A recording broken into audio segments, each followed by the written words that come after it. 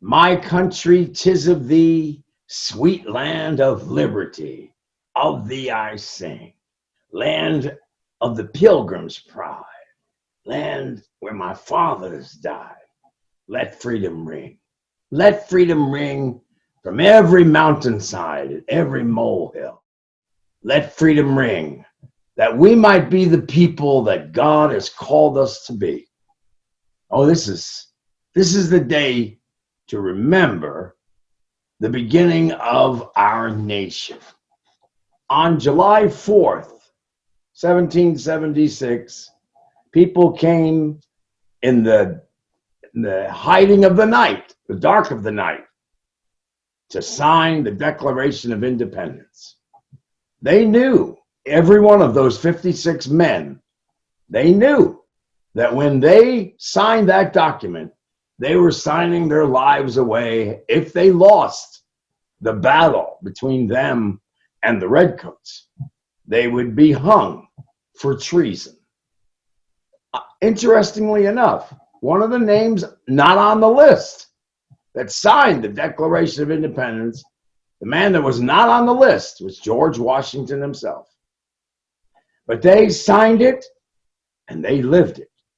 50 years later, Thomas Jefferson and John Adams, number 2 and number 3 presidents, died exactly 50 years to the day of the celebration of the signing of the Declaration of Independence, which should have been July 2nd, but they didn't get all the signatures together.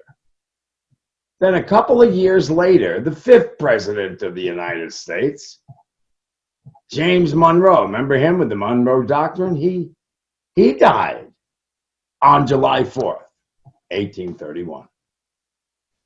And there was one president who really didn't appreciate being president. Calvin Coolidge was born on July 4th. Oh, there were many. There were many people that used the July 4th. Remember George M. Cohan? I'm a real live nephew of my Uncle Sam, born on the 4th of July. This day has significance because it deals with our freedoms. Oh, I guess we are not free, are we? We're bound. Like Paul in the cell as a prisoner, culture is shackling all of us, but the prisoner is still a prisoner. Self-destructiveness is strangling us.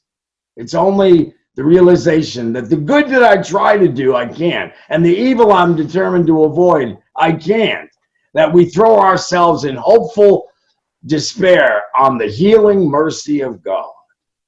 And my prayer for this national holiday of independence is for a healing to occur. I used to be upset when politicians would say, God bless America after their speeches. I don't get upset anymore because I look at it in a different way. America is blessed by God, but not for privilege, for responsibility. And we are a people that have enormous amounts of work to do to help other people. When you go on an airplane as an adult and you take a child, the first thing they tell you, the flight attendants, if we have turbulence and if it's necessary for you to use the oxygen, put the mask on your own face first and then put it on your child. Now, why'd they say that? Because you're of no use to your child if you can't breathe. I always remembered that. The United States is of no use to any other country or any other people if we can't get it together and unite. We've got a long way to go before we do unite. But begin we must. Begin we shall. It's in our blood as a nation to be the people that God would call us to be. To bind the wounds of those who suffer, to care when others won't care, to help when there is no help to be gotten. the United States stands for something, and it just moves me emotionally and brings tears to my eyes. There's heavy lifting involved. There's a lot of service involved. And what is this? We are called not to just have barbecues and drink a lot of beer and be thankful for a day off. We are called to remember the people that gave their lives for us. I'm thrilled to be in this country. I'm thrilled never to take it for granted, because in a flash, it could be taken away from us.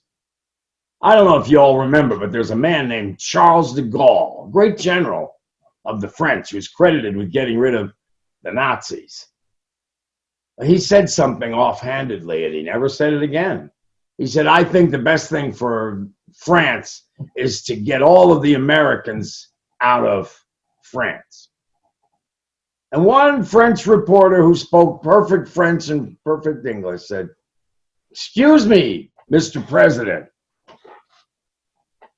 are you going to help us dig up the bodies at Omaha Beach when we liberated your country?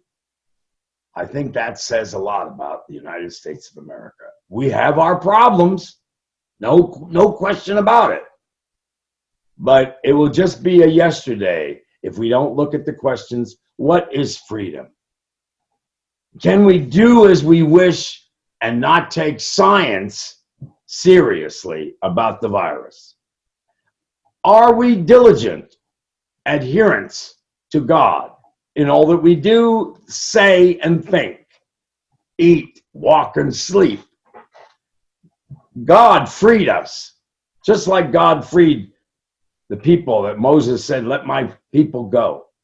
God freed us to be the people who would be there responsibly to help others. This is a day for us to cherish. July 4th, it's my country, and it's your country. And that is the way I see it. Ladies and gentlemen, we are honored to have our national anthem sung by the combined choirs of the United States Naval Academy, the United States Air Force Academy, the United States Military Academy at West Point, the United States Coast Guard Academy, and accompanied by the United States Army Herald Trumpets.